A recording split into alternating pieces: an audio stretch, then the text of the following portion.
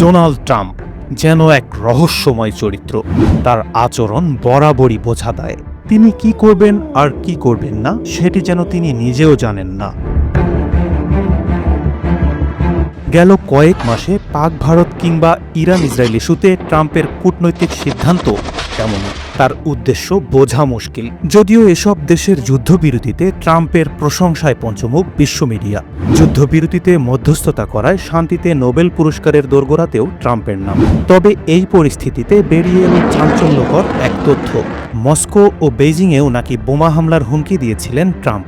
সম্প্রতি এমন একটি অডিও ফাঁস হয়েছে।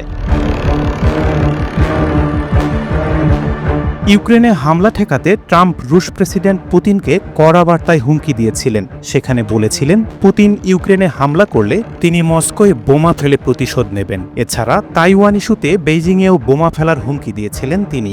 গেল বছর নির্বাচনী প্রচারের সময় এক বৈঠকে ট্রাম্প এমন দাবি করেন। ওই কথোপকথনের একটি অডিও হাতে পেয়েছে সিএনএন।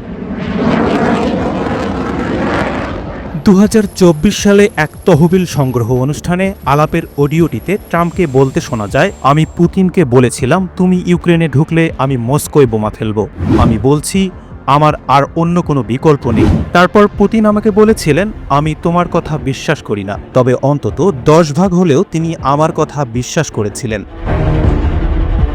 ওই বৈঠকে ট্রাম্প আরও দাবি করেন তাইওয়ান ইস্যুতে তিনি চীনের প্রেসিডেন্ট শি জিনপিংকেও একই ধরনের হুমকি দিয়েছিলেন। ট্রাম্প তাকে বলেছিলেন যদি চীন তাইওয়ানে হামলা করে তাহলে তার জবাবে যুক্তরাষ্ট্র বেইজিংয়ে বোমা ফেলবে। ট্রাম্প বলেন শি জিনপিং ভেবেছিলেন আমি উন্মাদ। অডিও রেকর্ডগুলোতে ট্রাম্পের এমন এক রূপ দেখা গেছে যা সাধারণত জনসম্মুখে দেখা যায় না।